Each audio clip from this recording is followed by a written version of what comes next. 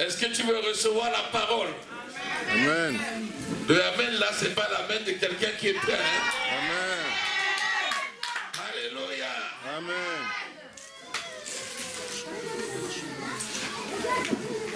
Qui a reçu, qui a revu, qui a écouté le message de la semaine passée? Levez les doigts.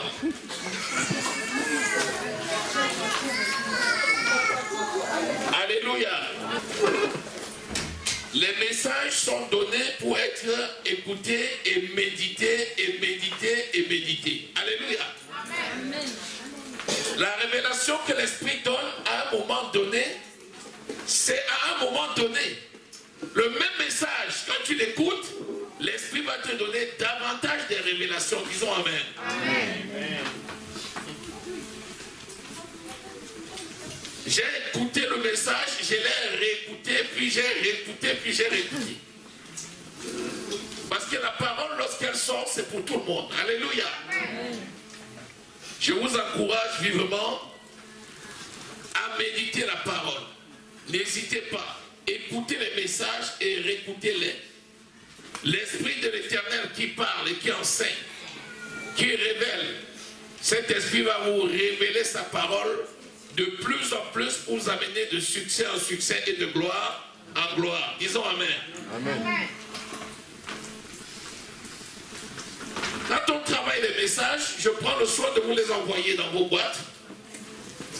Pour ceux qui m'ont donné leur adresse mail, pour ceux qui peuvent même lire sur les téléphones portables pour les recevoir, je les mets sur vos pages Facebook, je mets sur le Facebook de l'église, c'est sur YouTube, c'est diffusé sur les réseaux sociaux, parce que l'objectif c'est que la parole qui a été donnée serve au plus grand nombre. Alléluia. Ça doit commencer dans la maison. Tu ne peux pas donner à quelqu'un ce que tu ne possèdes pas. Donc tu dois désirer ardemment recevoir la parole que l'Éternel te donne. Alléluia. Et si tu désires ardemment, tu reçois de la part du Seigneur cette parole que l'Esprit te révèle de plus en plus. Disons Amen. Amen. Tu vas accueillir la parole de Dieu et tu vas commencer par ovationner l'Éternel qui préside dans ce lieu par son esprit. Tu vas acclamer le Seigneur des Seigneurs, le roi des rois. J'ai l'impression que vous êtes en train d'acclamer un homme. Acclamez le Seigneur. Alléluia. Acclame le Seigneur. Parce qu'il te donne la parole de paix. Il te donne la parole de gloire. Il te donne la parole de paix. Il te donne la parole de gloire. Il te donne la parole de vie. Au nom de Jésus. Amen.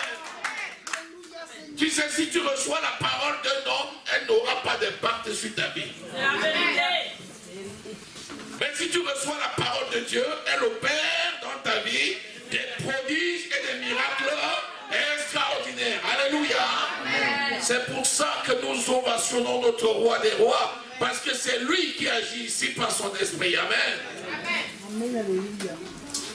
Qui a sa Bible? Si tu as la Bible, tu vas me la montrer. Amen. Si quelqu'un n'a pas la Bible, il faut lui en prêter une. Alléluia. Amen. C'est important de lire dans la Bible. Amen. Amen. Nous allons voir l'importance de l'onction du Saint-Esprit.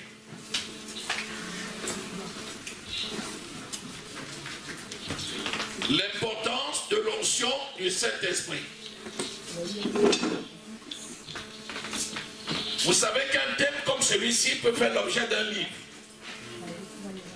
Quelqu'un peut écrire un livre, même avec 10 volumes, sur ce thème. Alléluia. Amen. Mais le Saint-Esprit te donne juste la mesure dont tu as besoin pour que tu puisses travailler pour sa gloire et aller de gloire en gloire et de succès en succès. Amen. Amen. Donc reçois donc cette parole avec action de grâce.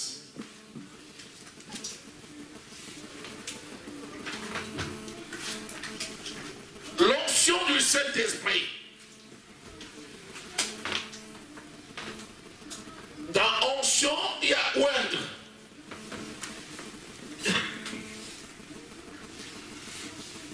Une onction, c'est l'action de oindre quelqu'un. Nous avons vu qu'il y a l'onction d'huile. Aujourd'hui, nous parlons de l'onction du Saint-Esprit parce que la relation qu'il y a entre l'huile d'onction et l'onction du Saint-Esprit, c'est que l'huile était le symbole du Saint-Esprit. C'est pour ça qu'aujourd'hui nous parlons de l'importance de l'onction du Saint-Esprit. Alléluia. Amen.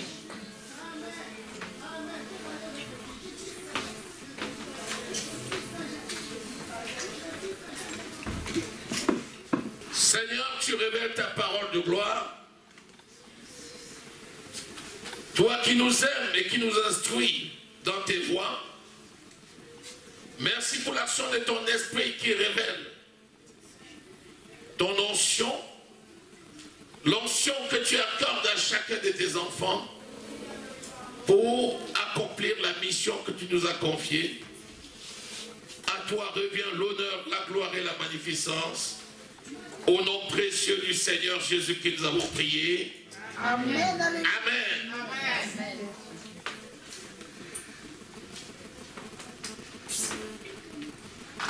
Lisons Exode au chapitre 30, versets 22 à 30. C'est les recommandations que Dieu donne à Moïse. Alléluia. Amen. L'Éternel parla à Moïse et dit: prends des meilleurs aromates, 500 cycles de myrrhe, de celle qui coule d'elle-même, la moitié, soit 250 cycles de cyanamore aromatique, 250 cycles de roseau aromatique, 500 cycles de casse selon le cycle du sanctuaire et un hym d'huile d'olive. Tu feras avec cela une huile pour l'onction sainte, composition de parfum selon l'art du parfumeur. Ce sera l'huile pour l'onction sainte. Voilà la composition de l'huile. Et il fallait le respecter. Alléluia. Amen. Tu enjoindras la tente d'assignation et l'arche du témoignage, la table et tous ses ustensiles, le chandelier et ses ustensiles, l'autel des parfums, l'autel des holocaustes et tous ses ustensiles, la cuve avec sa base. Donc tu devais utiliser là pour oindre tout ce qui faisait l'objet du culte. Alléluia. Amen. Tu sanctifieras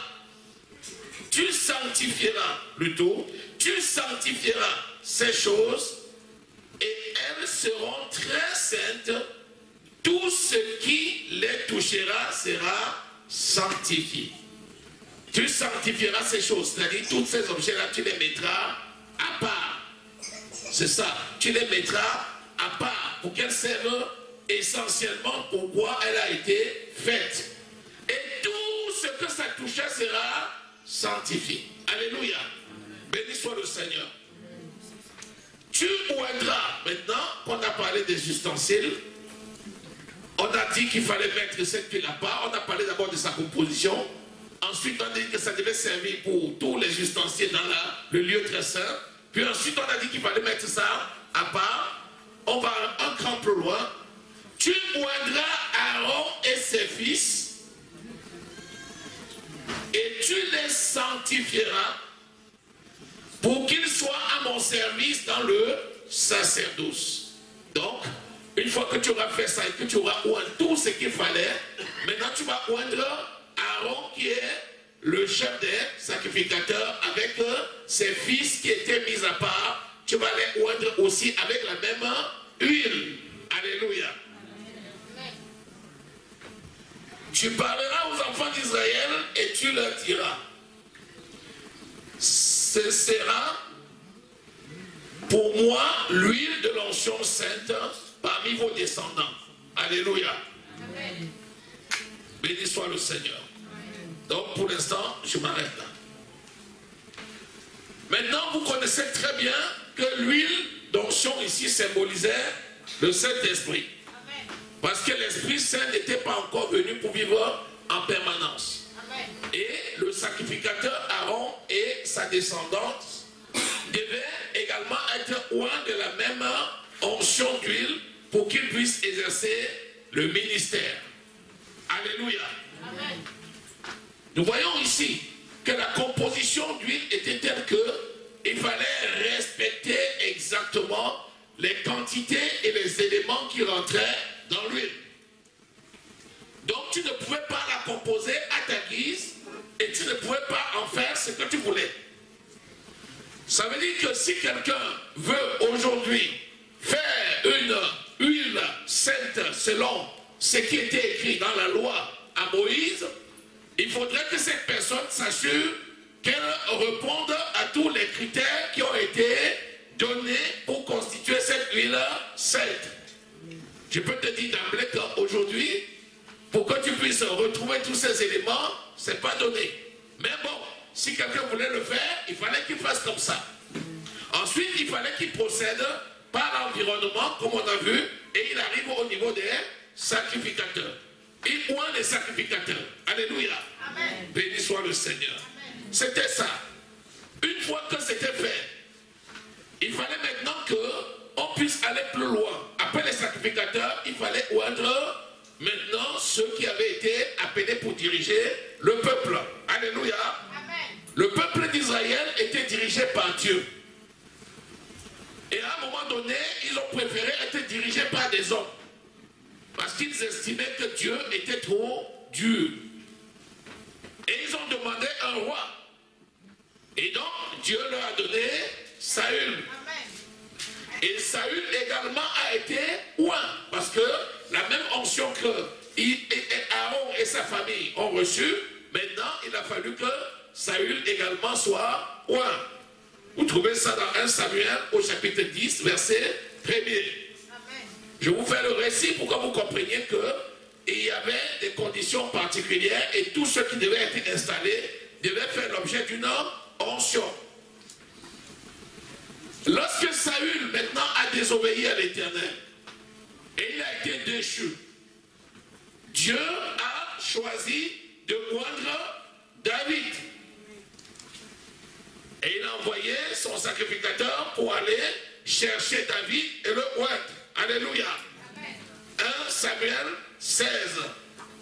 Vous allez lire au verset 3 et au verset 12 à 13. Lorsque il va chercher David qui n'était même pas là. Et le Seigneur a insisté pour qu'on aille le chercher dans les champs. Donc il fallait absolument que celui qui était choisi reçoive l'onction d'huile. Alléluia. Amen. Et c'est comme ça que David, qui était dans les champs pour paître les brebis de son père, on est allé le chercher, c'était le plus petit de la fratrie, et on l'a ramené pour que lui puisse être oint. Alléluia. Amen. Donc nous voyons que Isaïe envoya chercher David. Il était blond, avec des beaux yeux et une belle figure.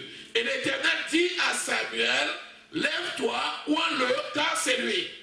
Samuel prit la corde d'huile éloignée au milieu de ses frères. Et l'esprit de l'Éternel saisit David. Alléluia. Et à partir de ce jour et dans la suite, Samuel s'éleva et s'en alla à Rama. Donc, pour que quelqu'un soit installé comme roi, il fallait qu'il soit oint. Et vous voyez le cas de David. Alléluia. Après les rois, même les prophètes Élisée a été oint par Élie. Vous vous rappelez quand Élie a vaincu les 450 prophètes de Baal et qu'il a fui devant Jézabel. Et que le Seigneur lui a dit, voilà, qu'est-ce que tu fais là? Il dit, Seigneur, c'est Jézabel qui a tué tous les prophètes et je suis seul et elle me poursuit. Et le Seigneur lui a dit, non, c'est dans 1 Roi 19, verset 16. Non, non, non, non, il y a 5000 hommes qui n'ont pas plié les genoux devant Baal. Donc ne dites pas, je suis resté le seul, ce n'est pas vrai. Après il dit à Élie, maintenant, rentre chez toi, et là-bas, tu iras chercher Élisée, et tu vas le oindre, pour qu'il soit prophète à ta place. C'est comme ça donc que Élie a oint Élisée. Alléluia. Amen. Donc nous voyons que l'onction, c'était l'onction d'huile. Et l'onction d'huile, c'était selon une composition bien particulière. Et si quelqu'un dérogeait à cette composition, ça n'avait plus le même effet. Alléluia. C'était trop compliqué. C'était trop compliqué. Vous savez que c'est le choc de simplification. Jésus a fait quelque chose d'extraordinaire pour simplifier les choses compliquées. Il a lui-même donné sa vie à la croix en sacrifice. Alléluia. Avant de donner sa vie à la croix, il est venu. Et nous savons que Jésus, c'est la parole de Dieu faite chair. Et que Christ est venu parce qu'il n'était pas possible que le monde soit sauvé si ce n'était par lui. Alors Jésus est venu dans le monde. Alléluia. Quand il est venu, il y a quelqu'un qui l'avait précédé. C'était Jean-Baptiste. Et Jean-Baptiste venait pour annoncer les voies du Seigneur. Et Jean-Baptiste, qui l'avait précédé, disait, il y a quelqu'un qui vient qui est plus grand que moi. Je ne suis pas digne de délier la courroie de ses lacets. Il parlait ainsi de Jésus qui allait venir pour sauver le monde.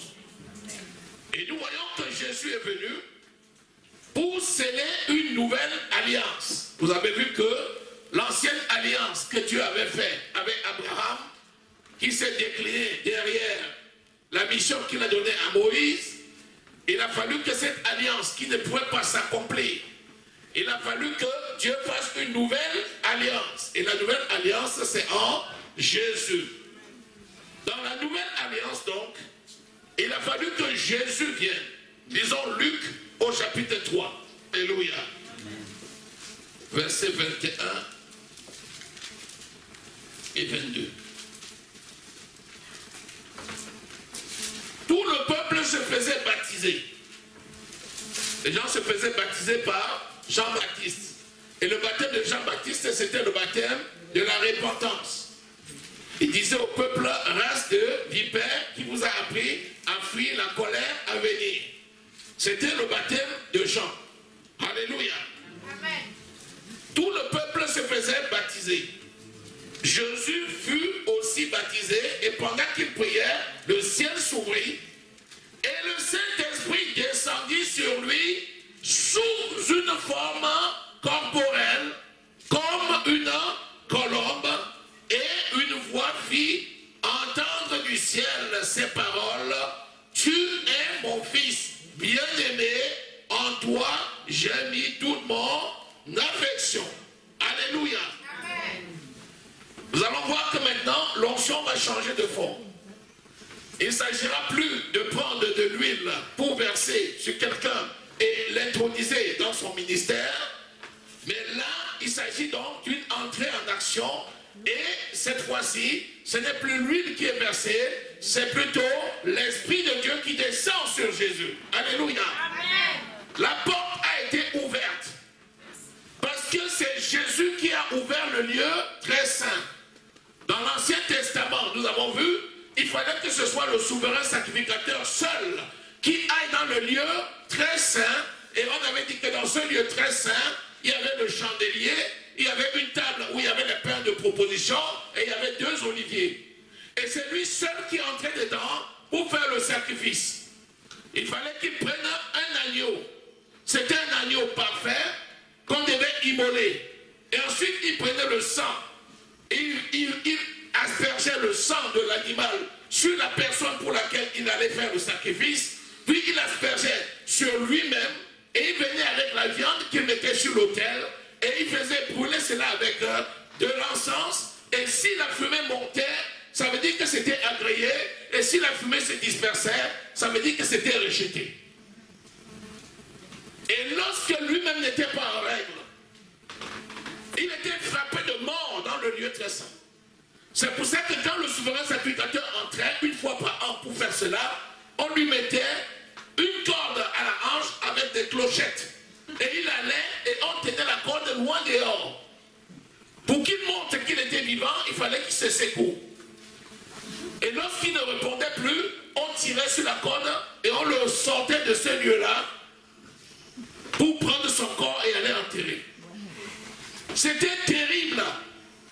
Et ce n'était tout simplement pas possible que quelqu'un soit sauvé au travers de cette alliance-là. C'est pour ça que Jésus est venu. Et contrairement à toute la procédure et toute la loi, Jésus est venu simplifier les choses. C'est pourquoi je parle aujourd'hui du choc de simplification. Et là, quand il est venu, il a fait preuve d'abord d'humilité. Il a choisi d'aller dans le Jourdain pour se faire baptiser par Jean-Baptiste. Et Jean-Baptiste a dit non, c'est pas possible, c'est toi qui dois me baptiser. Il dit non, tu vas me baptiser. Et là, le ciel s'est ouvert et l'Esprit est descendu sur Jésus. Et ce jour-là, il a inauguré une nouvelle forme de baptême d'onction qui est cette fois-ci non plus l'onction d'huile, mais l'onction du Saint-Esprit. Est-ce que quelqu'un a saisi? Amen. Acclame le Seigneur. Alléluia. Donc Jésus est venu ainsi et il a tout simplifié et il a rendu tout simple. Et ce qui est arrivé à Jésus, c'est la même chose qui est arrivée également aux disciples. Parce que quand Jésus a commencé son ministère, il a choisi 12 disciples avec lesquels il marchait. Puis après les 12, il en a choisi 70. Puis après 120 et ainsi qu'une multitude. Tous ceux qui acceptaient Jésus, sa prédication, devenaient serviteurs de Dieu et devenaient disciples de Jésus. Et là, Jésus, la même chose qui est descendue sur lui, Jésus va le faire descendre également sur ses disciples. Et c'est là où nous lisons dans Actes au chapitre 1er, lisons le verset 8. Jésus leur répondit: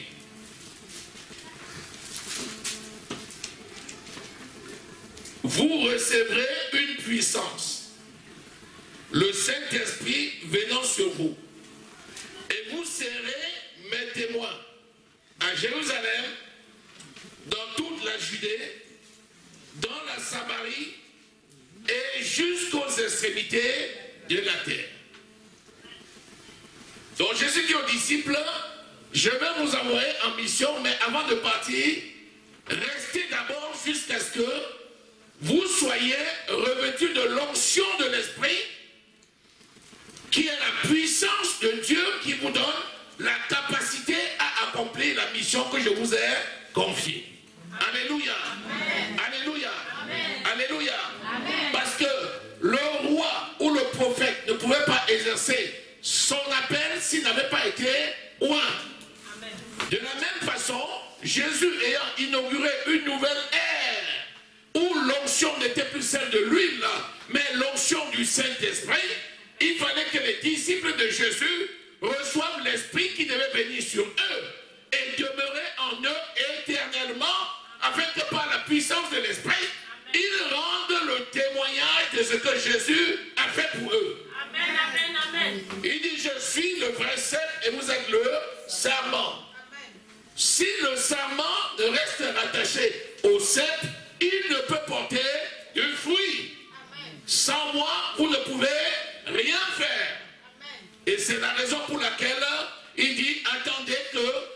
envoie ma puissance, le Saint-Esprit qui viendra sur vous, et alors, vous pourrez vous lever maintenant et aller rendre témoignage. Alléluia. C'est pourquoi l'Esprit est descendu sur eux. Ils ont Actes au chapitre 2. Alléluia. Le jour de la Pentecôte. La Pentecôte, c'est une fête juive. La Pentecôte, c'est une fête juive. La Pentecôte, ce n'est pas une fête chrétienne. La Pentecôte, c'est une fête juive. Le jour de la Pentecôte, tous les Juifs du monde entier étaient regroupés à Jérusalem. Ils venaient pour célébrer leur Pentecôte.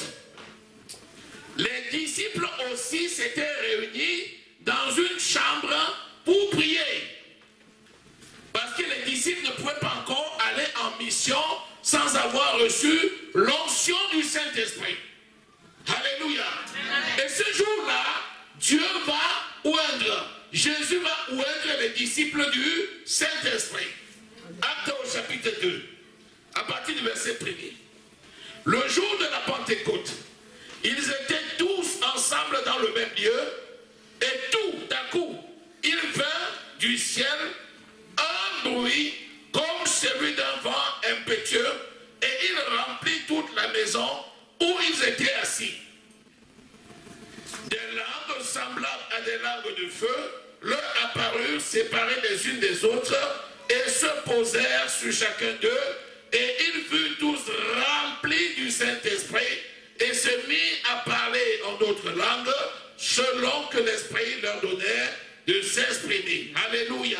Amen. Ce jour-là, ils étaient réunis. Ils ne célébraient pas la Pentecôte. Je te le dis, il faut que tu comprennes bien ça. Les disciples de Jésus n'étaient pas là pour célébrer la Pentecôte. Ce sont les Juifs qui étaient en train de célébrer la Pentecôte. Les disciples étaient réunis dans une chambre pour prier, comme ils en avaient l'habitude, et ils étaient persécutés. C'est pendant qu'ils étaient réunis que la promesse que Jésus leur avait faite dans Actes 1:8 s'est produite. Et là, on nous dit que l'onction du Saint-Esprit est descendue sur eux. Et l'Esprit s'est posé sur eux avec une telle puissance que même les Juifs qui étaient dans toute la contrée ont entendu un vent comme celui d'une tornade. Amen. Et ils sont venus dire, mais qu'est-ce qui se passe? Et ils ont trouvé des gens qui étaient en train de parler en langue. Ils ont commencé à dire, mais ils sont ivres. D'autres disaient, ils ont bu. Et c'est là où Pierre a dit, non, ils n'ont pas bu. C'est le Saint-Esprit. Alléluia. Amen. C'est Jésus que vous avez tué. C'est par lui et en son nom que ces gens que vous voyez ont reçu l'Esprit avec lequel ils vont pouvoir travailler la puissance de Dieu. Disons Amen. Amen. Alléluia. Amen. Alléluia. Amen. Alléluia. Amen. Alléluia. Amen. Donc celui qui reçoit Jésus reçoit le Saint-Esprit. Et l'Esprit de Dieu vient habiter en toi. Alléluia. Cet esprit, quand il descend en toi, c'est alors que l'Esprit va produire les effets. Amen. Amen. Amen. Amen.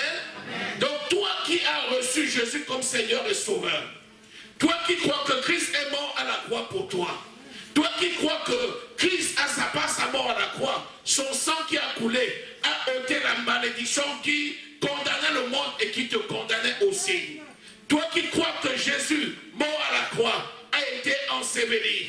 Toi qui crois que le troisième jour, Dieu le Père l'a ressuscité des morts par le Saint-Esprit, toi qui crois cela, qui est justifié, qui le témoigne en le déclarant, tu obtiens le salut, la vie éternelle, tu deviens un enfant de Dieu, tu es rempli de la parole de vie, et à cet instant-là, l'Esprit vient faire corps avec toi et il vient habiter en toi en permanence. Alléluia. Amen. Alléluia. Amen. Alléluia. Amen. Alléluia. Amen. Alléluia. Acclame le Seigneur.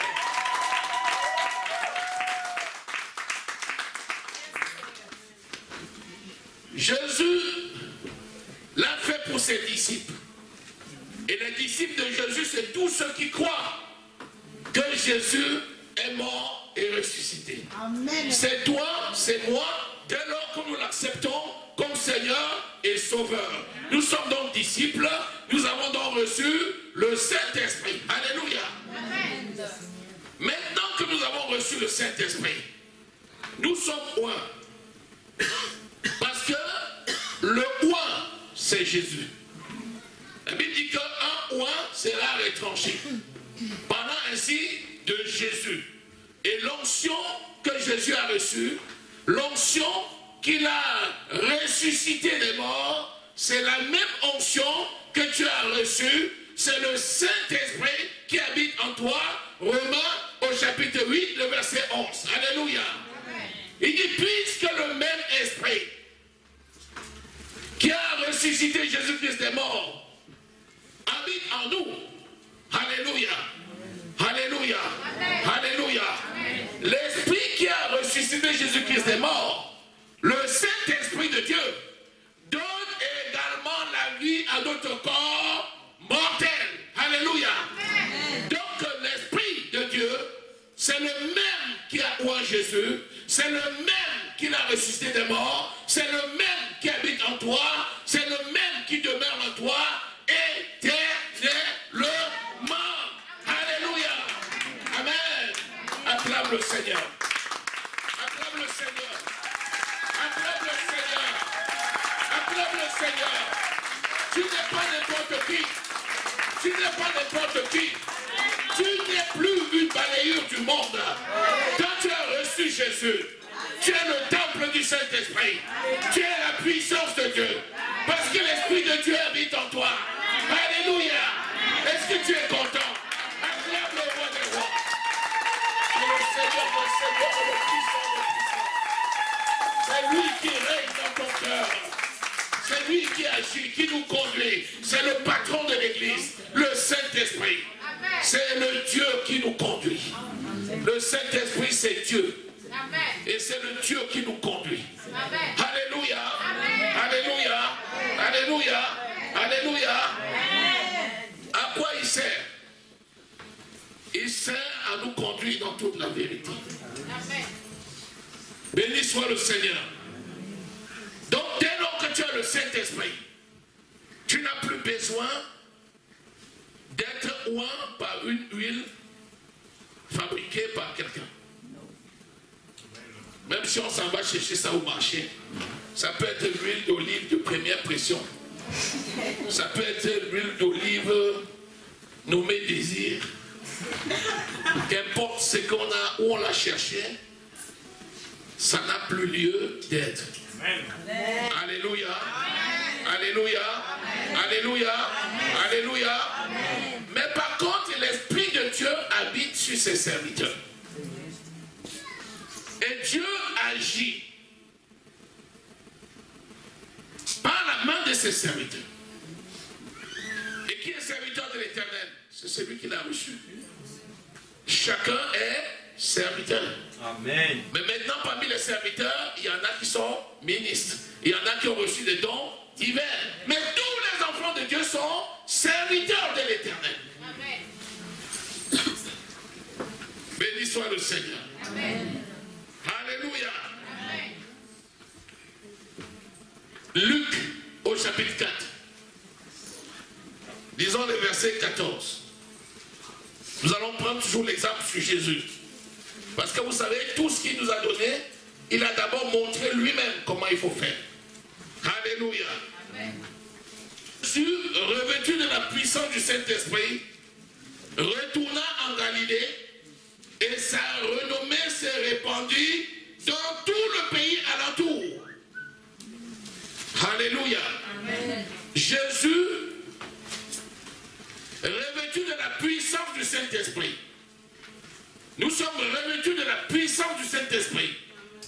Nous sommes revêtus de la puissance du Saint-Esprit. Revêtus du Saint-Esprit. C'est l'onction du Saint-Esprit. Revêtus donc de cette onction,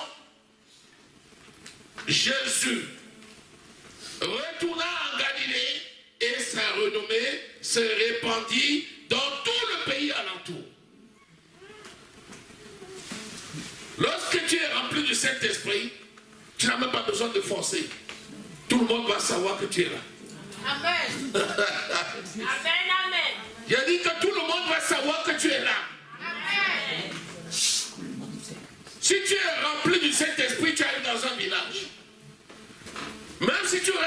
chez toi. Tu commences juste à annoncer l'évangile. Le Seigneur va opérer des prodiges et des miracles extraordinaires par tes mains. Amen. Quand tu vas libérer une parole, les sorciers ne seront plus capables de travailler. Amen. Tu vas anéantir les sanctuaires. Amen. Tu vas renverser des autels dans des sanctuaires des sorciers. Amen. Tu vas briser leurs œuvres. Tu vas anéantir leur pouvoir. Amen. Par la puissance du Saint-Esprit. Tous sauront que tu es là. Amen. Jésus n'avait pas besoin de trompette. Quand il disait juste un mot, c'était accompli. Amen. Il dit ce que toi tu dis, ça va s'accomplir. Alléluia. C'est ce qu'il dit dans Marc au chapitre 15. Alléluia. Marc 16. Marc 16. Il dit voici les miracles qui accompagneront ceux qui auront cru. Le verset 15. Marc 16, verset 15. Voici les miracles qui accompagneront ceux qui auront cru. En mon nom, vous chasserez les démons. Alléluia. Amen. Alléluia. Amen. Alléluia. Amen. La renommée était reconnue. Jésus était connu partout. Pourquoi? Parce qu'il était revêtu de la puissance du Saint-Esprit. Tu n'as même pas besoin de te vanter. Amen. Fais juste l'œuvre de Dieu et tout le monde va te connaître. Amen. Tout le monde va te connaître. Tout le monde va te connaître. Je vais te dire comment tout le monde va te connaître. Lorsque les gens seront obligés, entre guillemets, d'aller consulter les marabouts et les féticheurs pour préserver leur vie, toi tu n'iras pas. Et quand tu n'iras pas, les gens attendront que tu sois battu, que tu sois renversé, que tu sois terrassé. Et quand ils se rendront compte que tu n'es pas battu, tu n'es pas terrassé, ils reviendront dire mais comment tu fais? Tu leur diras c'est l'onction du Saint-Esprit. Je suis un oint de l'Éternel. Je suis revêtu de la puissance de Dieu. C'est cette puissance de Dieu qui produit le résultat que vous voyez. Nul ne peut tenir devant moi tant que je vis. Pourquoi? Parce que je suis rempli du Saint-Esprit. Alléluia. Alléluia. Alléluia. Il te dit, voici les miracles qui accompagneront ceux qui auront cru. Le verset 15. Allez par tout le monde et prêchez la bonne nouvelle à toute la création. Celui qui croira et qui sera baptisé sera sauvé. Mais celui qui ne croira pas sera condamné. Et au verset 17, voici les miracles qui accompagneront ceux qui auront cru. En mon nom, ils chasseront les démons, ils parleront de nouvelles langues, ils saisiront des serpents, s'ils boivent un breuvage mortel, il ne leur fera point de mal, ils imposeront les mains aux malades et les malades seront guéris. Et c'est ce que Jésus a fait lui-même. Acte 10, 38. Il dit, nous connaissons comment Jésus, rempli du Saint-Esprit, allait de lieu en lieu, faisait du bien et guérissait tous ceux qui étaient sous l'emprise du malin, car l'Esprit de Dieu était avec lui. Donc toi qui as rempli, qui as reçu Jésus, tu as le temps du Saint-Esprit, l'Esprit de Dieu est en toi.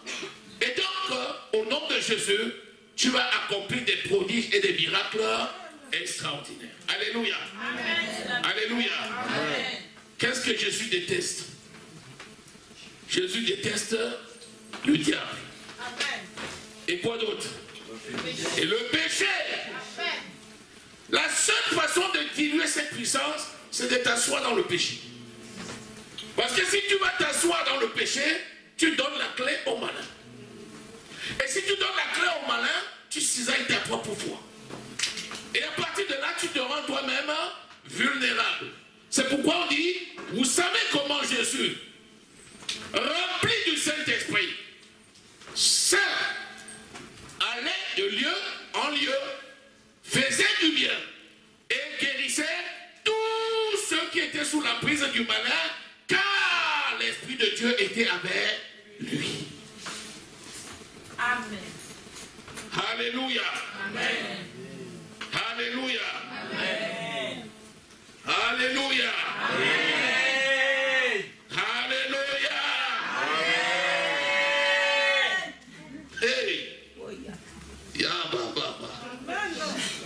sérieux. C'est sérieux. Moi, je te dis, celui qui est rempli du Saint-Esprit n'a même pas besoin de forcer. C'est la parole qui marche toute seule pour lui. Amen. La Bible dit que votre justice parlera pour vous. Amen. Votre propre justice vous dévancera. Alléluia. Amen. La justice devant toi veut dire que personne ne peut te condamner. Amen. Personne ne peut te condamner. Personne ne peut te condamner. Personne ne peut te condamner. Alléluia.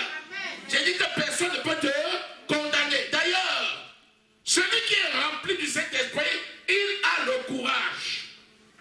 Il fait ce qu'il ne pouvait pas faire auparavant. Quand vous lisez Actes des Apôtres, on nous dit que Jésus, le même Jésus, avait été régné par Pierre. Pierre a dit, cet homme, je ne le connais pas.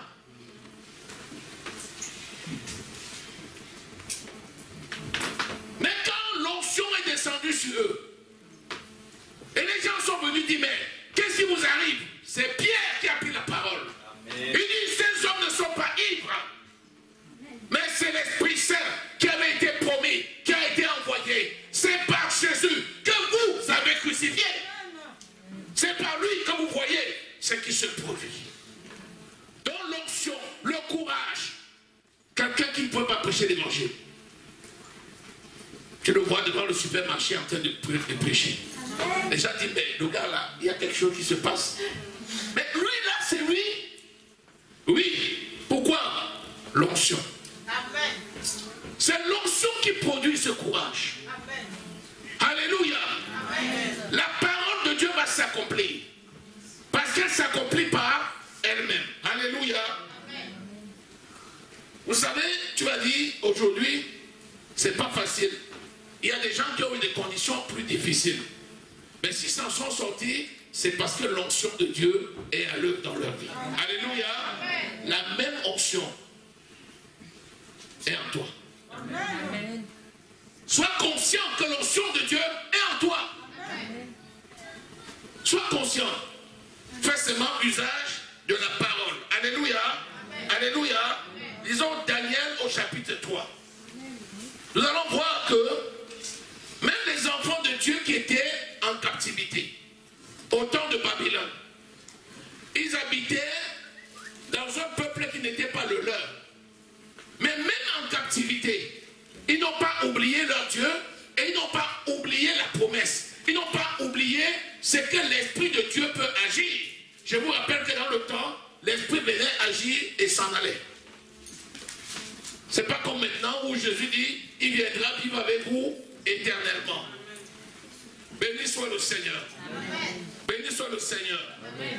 Alléluia. Amen. Disons à partir du verset 12. Il y avait des Juifs. Ça, ce sont des gens qui viennent de se plaindre de Shadrach, Meshach et Abednego. Des amis de Daniel.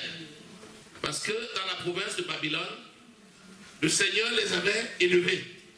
Et il a fallu que Nebuchadnezzar fasse dresser une statuette et demande aux gens de l'adorer. Et ils ont dit, nous n'allons pas adorer ta statuette. Parce que nous ne pourrons pas laisser Dieu pour adorer une statuette. Alléluia. Amen. Le verset 12, on dit ceci. Or, il y a des Juifs à qui tu as remis l'intendance de la province de Babylone. Shadrach, Meshach et Abednego, hommes qui ne tiennent aucun compte de toi, ô roi. Ils ne servent pas tes dieux et ils n'adorent point la statue d'or que tu as dressée. Alors Nebuchadnezzar, irrité et furieux, donna l'ordre qu'on amena Shadrach, Meshach et Abednego, et ces hommes furent amenés devant le roi. Nebuchadnezzar prit la parole et leur dit, est-ce de propos délibéré, Shadrach, Meshach et Abednego, que vous ne servez pas mes dieux et que vous n'adorez pas la statuette d'or que j'ai élevée? Maintenant, tenez-vous prêts. Et au moment où vous entendrez le son de la trompette, du chalumeau de la guitare, de la sambusque, de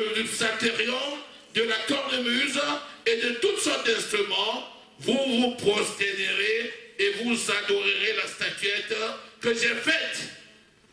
Si vous ne l'adorez pas, vous serez jetés à l'instant même au milieu d'une fournaise ardente. Et quel est le Dieu qui vous délivrera de ma main? Je te rappelle que ce sont des enfants qui étaient en captivité. Ce sont des enfants des captifs. Et on leur dit, voilà le feu. Voilà la statuette. Dès que ça va sonner, si tu ne t'agenouilles pas, tu vas finir dans la fournaise. Et le roi décrète et personne ne peut remettre en cause. Alléluia. Amen. Alléluia. Amen. Écoutez ce que vont répondre les garçons. Shadrach, Meshach et Abednego répliquèrent au roi Nebuchadnezzar.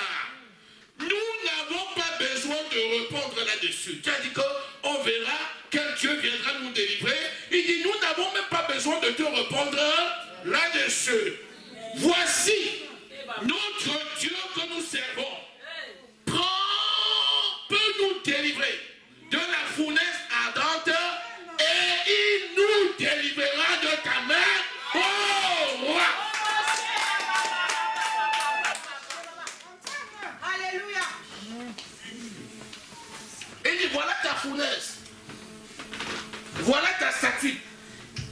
Voilà ton décret. Nous voici. Le Dieu que nous servons, tu ne le vois pas. Nous n'avons même pas besoin de parler de lui à cet instant. Mais nous savons une chose. Jamais nous n'allons nous incliner devant ta statuette. Et pour ce qui concerne notre Dieu, il peut nous délivrer. Et je sais qu'il va nous délivrer de ta main. Oh, roi!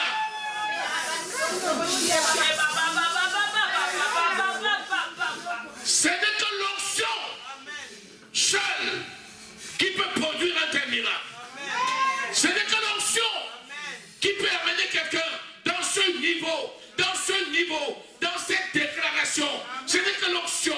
Vous dites, oh, il nous délivrera de tes mains. Je sais qu'il nous délivrera de tes mains. Alléluia. Alléluia. Alléluia. Sur quoi Nebuchadnezzar fut rempli de fureur et il changea de visage. En tournant ses regards contre Meshach, Shadrach et Abednego, il reprit la parole et ordonna qu'on chauffe la fournaise 7 fois plus qu'il ne convenait de le chauffer. Vous voyez ça? L'ennemi va t'intimider. L'ennemi va t'intimider. Mais n'oublie jamais qui habite en toi. Tu es le temple du Saint-Esprit. Tu es la puissance de Dieu. Alléluia. Qu'importe la situation, même si c'est évident à tes yeux, même si on te le rappelle, sache que ton Dieu est fidèle. Ce qu'il a dit, il va l'accomplir. Pourquoi? Parce que l'Esprit de Dieu habite en toi. Tu es une habitation spirituelle. Alléluia. Alléluia. Alléluia. Puis il demanda à quelques-uns des plus vigoureux soldats de son armée de lier Shadrach, de lier Meshach, de lier Abednego et de les jeter dans la fournaise ardente. Ces hommes furent liés avec leurs caleçons, leurs tuniques, leurs manteaux et leurs autres vêtements et jetés au milieu de la fournaise ardente. Comme l'ordre du roi était sévère et que la fournaise était extraordinairement chauffée, la flamme tua les hommes qui y jetaient Shadrach, Meshach et Abednego. C'est-à-dire qu'ils ont pris les garçons pour les jeter dans la fournaise, la puissance de la flamme les a d'abord tués eux-mêmes. Alléluia. Amen. Alléluia. Amen. Je te rappelle qu'ils n'ont pas dit pardon, nous allons régner Dieu. Ils étaient déterminés. Ils regardaient. Le ciel s'est ouvert devant eux. Ils ont vu la gloire de Dieu. Comme Étienne contemplait la gloire de Dieu. On le lapidait. On jetait sur lui les cailloux. Il ne ressentait rien. Tellement il voyait la gloire de Dieu. De la même façon, les garçons étaient attachés. Ils ont été jetés dans la fournaise. Mais le Seigneur était avec eux. Alors, le verset 24, le roi Nebuchadnezzar, il dit au verset 23, et ces 3 hommes, Shadrach, Meshach et Abednego, tombèrent au milieu de la fournaise. Alors, verset 24, le roi Nebuchadnezzar fut effrayé. Il se leva précipitamment. Il prit la parole et dit à ses conseillers, n'avons-nous pas jeté au milieu de la fournaise 3 hommes liés? Ils répondirent, roi, certainement, au roi. Il reprit la parole, eh bien, je vois 4 hommes sans lien qui marchent au milieu du feu et ils n'ont point du mal. Et la figure du 4e ressemble à celle du Fils des cieux. Alléluia, alléluia, alléluia. Tu n'es pas seul. Le 4e, c'était le Saint-Esprit. Alléluia. Le Saint-Esprit lui-même était là. Ils n'ont pas été brûlés. Tu traverseras l'eau. L'eau ne te submergera pas. Tu marcheras dans le feu ne te brûlera pas. Parce que l'Éternel, ton Dieu, est avec toi. Alléluia. L'Éternel te garde. Il te protège. Il te garde. Il te protège. Il est avec toi. Qu'importe l'épreuve. Qu'importe le moment. Qu'importe la situation. L'Éternel, ton Dieu, veille sur toi. Il ne sommeille pas. Il veille sur toi. Oh, Shekere Mandali Basota. Yomone Baba Baba Baba. Yabere Baskotoli Basota. C'était les amis de Daniel. C'était les amis de Daniel. Je vais te faire une révélation.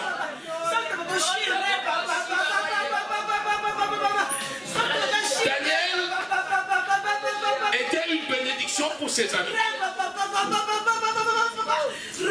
Si les amis de Daniel avaient été nommés dans la province de Babylone, c'était à la demande de Daniel.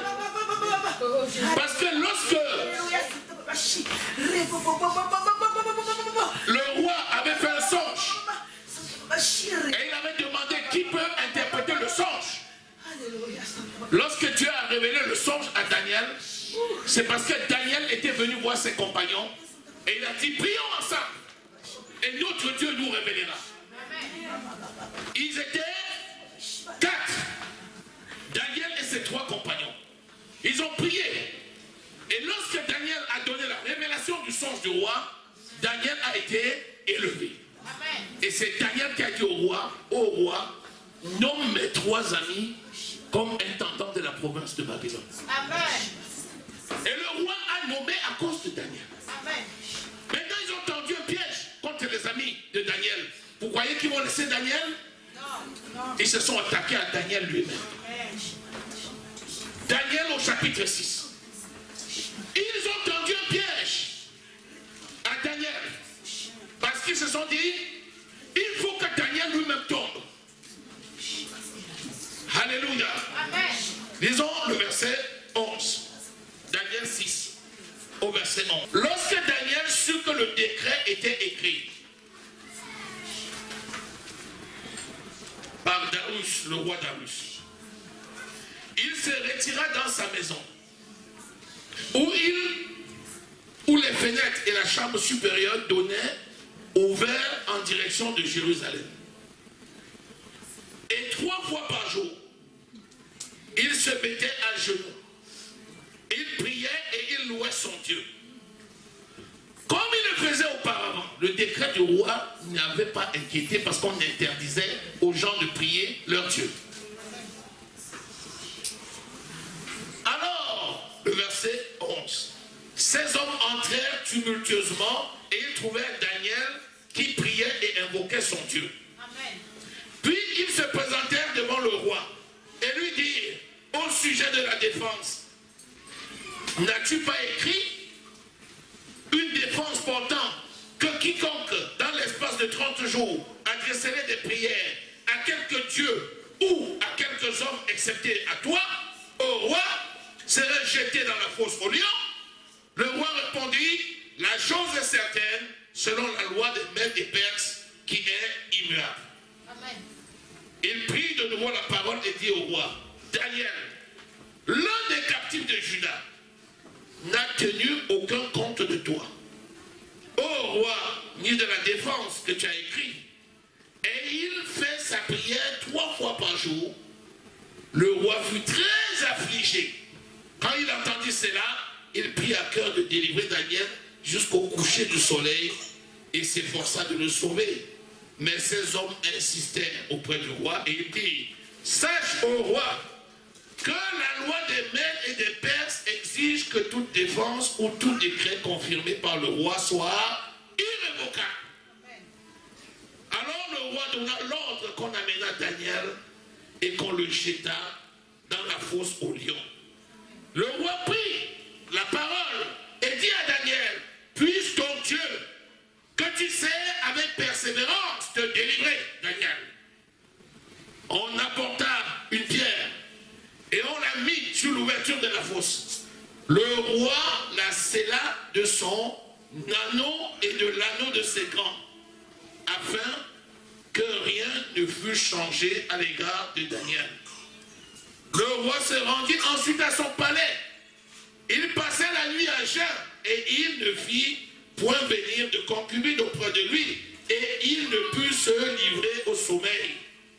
Le roi se leva au point du jour avec l'aurore et il alla précipitamment à la fosse au lion. En s'approchant de la fosse, il appela Daniel d'une voix triste. Le roi prit la parole et dit à Daniel, Daniel, serviteur du Dieu vivant, ton Dieu que tu sers avec persévérance, a-t-il pu te délivrer des lions? Et Daniel dit au roi, roi, vis éternellement. Mon Dieu a envoyé son ange et fermé la gueule des lions, qui ne m'ont fait aucun mal, parce que j'ai été trouvé innocent devant lui, et devant toi non plus, ô roi, je n'ai rien fait de mauvais. C'est le Saint-Esprit. L'ange de Dieu qui est venu fermer la gueule au lion, c'est le Saint-Esprit. L'Esprit de Dieu vit en toi, tu es revêtu de l'onction. Quand tu es dans la tourmente, l'Esprit Saint est avec toi. Quand tu es dans le feu, l'Esprit Saint est avec toi. Quand tu es dans la mer, l'Esprit Saint est avec toi. Rien ne peut te nuire. Alléluia. Alléluia. Alléluia. Alléluia. C'est ça le travail du Saint-Esprit. L'onction du Saint-Esprit, c'est une chose importante. Tous ceux qui sont en moi sont puissants. Amen. Et rien ne peut les nuire au nom de Jésus. Amen. Alléluia. Amen. Béni soit le Seigneur. Amen.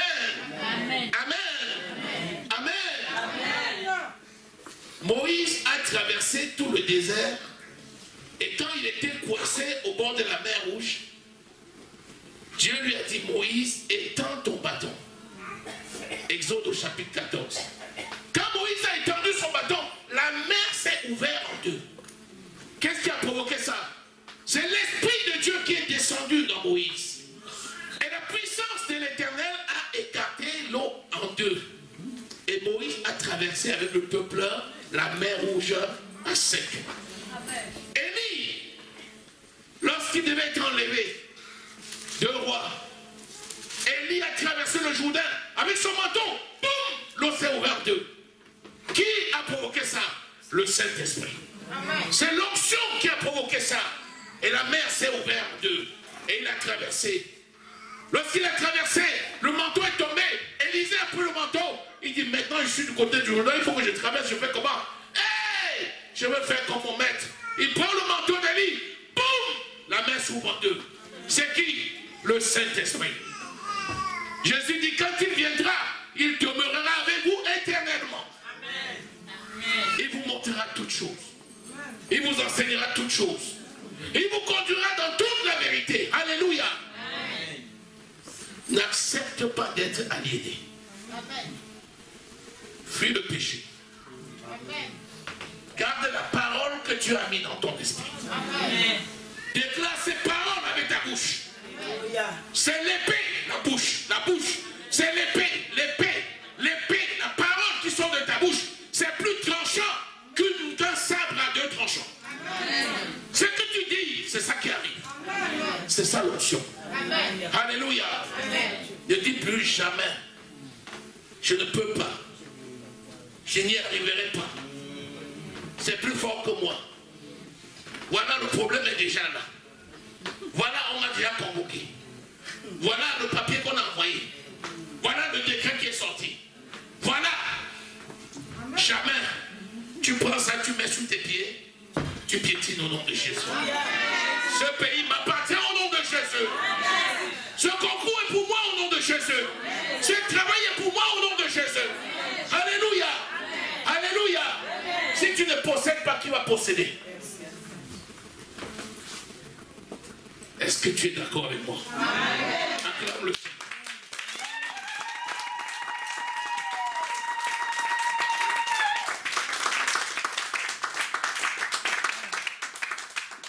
Acclame-le-moi, les rois. Hey!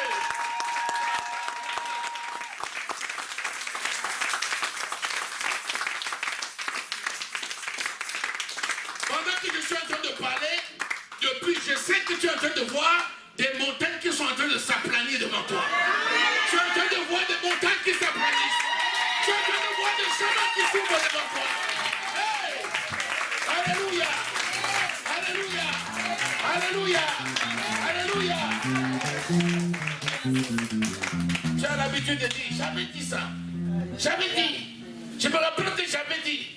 Je me rappelle que j'avais dit. Dis encore! Et cela va s'accomplir au nom de Jésus.